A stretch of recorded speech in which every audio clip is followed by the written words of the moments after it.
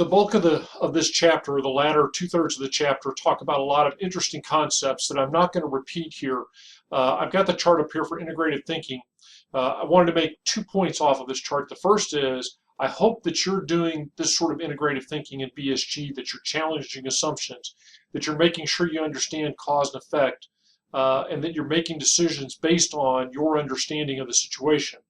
I hope so, because that's a huge learning part of the course. The second thing is, as you read the rest of the chapter, they put a lot of concepts into newfangled or new-fashioned terms, whatever you want to call them. For example, in the integrative thinking chapter, they talked about basically, oh, management in the past was easy and they didn't do it very well, and here this new integrative thinking thing. Not really true. People have been doing this stuff throughout time. The material about the learning organization is great. And I want you to read it. I'm not going to regurgitate it, but it's not new. In reality, they pitch it as new, but it's really not. It's just good leadership. So I'm not going to reiterate that. I do want to talk about the concept of integrity. People, I think we finally reached the end of Enron where we no longer talk about Enron, but for years students said, I'm sick of talking about Enron. And so I found this example conveys a lot, and this is from my Air Force background. And sadly now it's going to be a 10-year-old story, which is hard for me to believe, but it's true. The gentleman pictured on the left at the time was the CFO of Boeing. That was Michael Sears. You may not be aware, you think of Boeing as the airliners, and that's true, but there's also a pretty significant defense part of Boeing. The woman on the left, or I'm sorry, on the right, is named Darlene Druyan. She was, and sadly I have to say was, because of the story I'm going to tell you, a true American success story. After high school, she went to work for the Air Force as a civilian in an administrative role. Along the way, picked up a college degree, and then progressed up the civil service ladder and ended up becoming the senior acquisition official in the United States Air Force.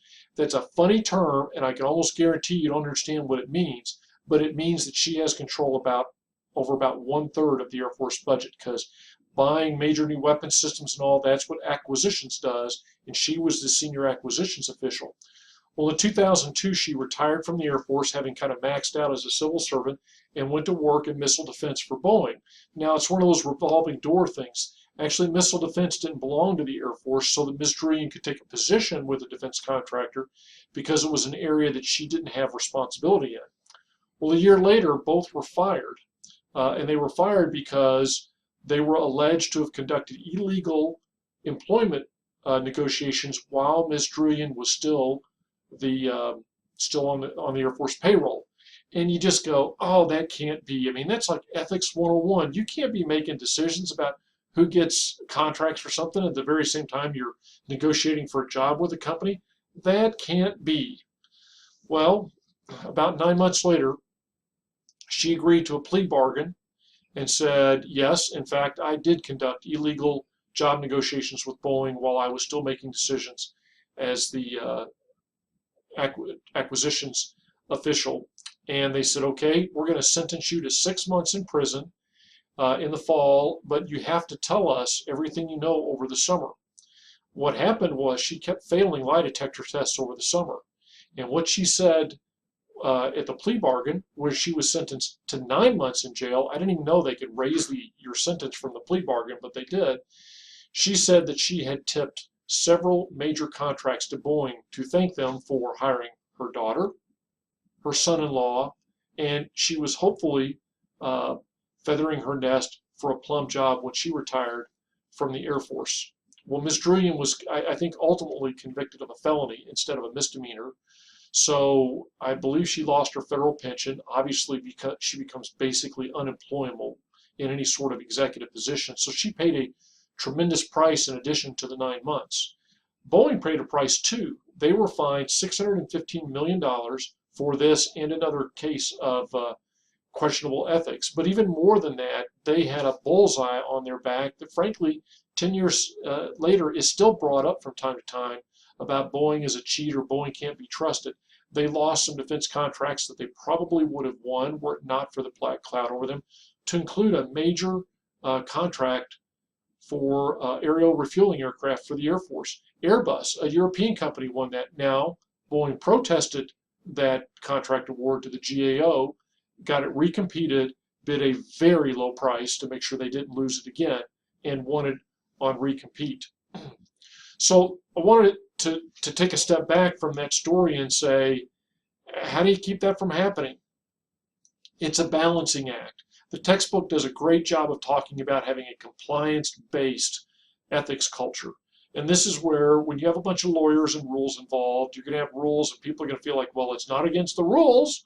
Well, I didn't ask you if it was against the rules. I asked you if it was right or wrong. On the flip side, you can say, well, we don't need any rules. Well, how was Ms. Druyan able to tip these major contracts towards Boeing? Well, part of the answer is they're always close because there's numerous competitive and capable bidders, but there were a couple of key positions at the top of the hierarchy that were vacant for a period of about a year, and these were the people that were put into checks and balances to make sure that one person couldn't do things like tip contracts. So there was a period of time when the checks and balances were missing. So you don't want to go hard over to this roll for everything, but you don't want to just say, hey, we trust everybody, because the temptations can just become too powerful. The next thing is, as the CEO or as the strategic leader, you have to make ethics an explicit culture all the time. You have to talk it, you have to walk it, you have to look for every opportunity to reinforce culture. And that means that you have to be pretty much squeaky clean when it comes to this, because you're the only person that you really have control over. And so I would never, even if this were a face-to-face class, I would never ask for a show of hands.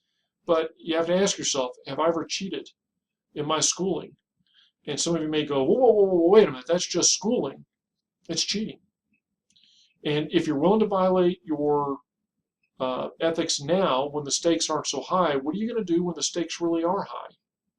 Because trust me, when you get later in life, the stakes are high and the ethical issues get even harder. So you really have to hold yourself to a very high standard for integrity from the very beginning. And as you design an organization, be very careful about the reward systems. Make sure that you don't create a lot of incentive for people to act in unethical behavior or in an unethical manner, or guess what? They are going to. So let's kind of wrap up this ethics discussion with a real life case study. Well, because of the ethics issue and a few other issues, the CEO of Boeing was fired, and they bring in a new CEO. The fine is levied. Boeing is getting ready to pay the fine to the U.S. government, and the accountants come to the CEO and say, you know, boss, under the IRS code, a fine is tax deductible. And if you kind of the going corporate rate for income tax, if you're paying a $615 million fine, that would mean about $150 million reduction in your corporate income taxes. But not an insignificant sum of money. Anybody here just willing to snap your fingers and wave off $150 million? So they went to the CEO and said, do you want us to take the write-off? What would your answer be? In the end, the Boeing CEO chose to not take the write-off, and when this story kind of leaked out, there were some key people in Congress that said, boy, you made the right choice, because if you'd have taken the write-off, we'd have hauled you in here and we would ask you a lot of stern questions in Senate and House committees. And the CEO said this was an opportunity to reset the culture at Boeing, to say that we are going to be scrupulously squeaky clean ethical. And so there was an ethical opportunity to help reset the culture. As a part of this chapter, I'm asking you to watch 4 videos that are Anne Mulcahy speaking at the Columbia Business School. I love these videos. I always go back and rescreen them, and I always enjoy watching them. But let me give you a little bit of context. Anne Mulcahy became the CEO of Xerox in 2001. That's notable for 2 reasons. First is her predecessor was only in the job for about a year. They brought the CEO in to turn around the company, and it wasn't going well, and they fired him. The second reason it was interesting is Miss Mulcahy was one of the finalists for the CEO job the previous time. They passed her over to bring this other person in, fired him, and then they ended up handing her the job. And she's very candid in the fact that there were a lot of people that didn't think she was qualified when she took over. And oh, by the way, the company needs a pretty major overhaul to keep it from failing. And so you're going to hear that in her speech when she talks about what she did to turn Xerox around. Now, when she made gave this speech, she had only recently turned over the helm and stepped down as the CEO. But what you're going to hear in this video is a little bit of everything we've been talking about in this course. You're going to hear culture, you're going to hear ethics, you're going to hear designing the organization, you're going to hear setting the vision. You're going to hear a lot about how do you lead people through a turnaround situation, which is one of the most challenging issues. So I hope you enjoy these, and I hope what you're doing is you're plugging in what we've learned in the course and hearing how she's applied that. And frankly, for the exam, you're going to make sure you're going to want to do that, because if you've pre-screened the questions, you're going to see that that's important.